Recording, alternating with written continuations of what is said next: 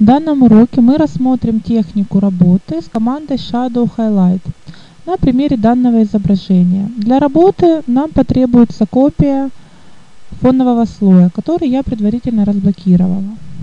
Будем работать с копией, то есть с верхним слоем. По умолчанию, как только вы запускаете команду «Света тени», она открывается в таком ограниченном режиме. Но как только вы поставите птичку дополнительные параметры,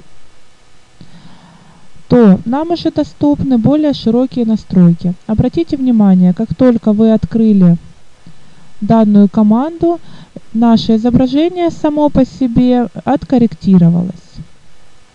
Значит, нас, в общем-то, здесь все устраивает. Единственное, что мы увеличим ширину тонового диапазона, чтобы воздействие происходило также на средние оттенки.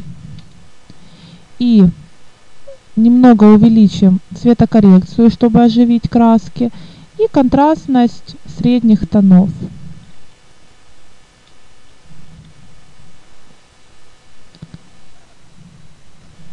Как вы видите, наше изображение подкорректировалось. Теперь поставим бывший фон наверх и поставим ему режим наложения мягкий свет. В итоге мы получаем такую хорошую откорректированную фотографию, где практически мы избавились от теней.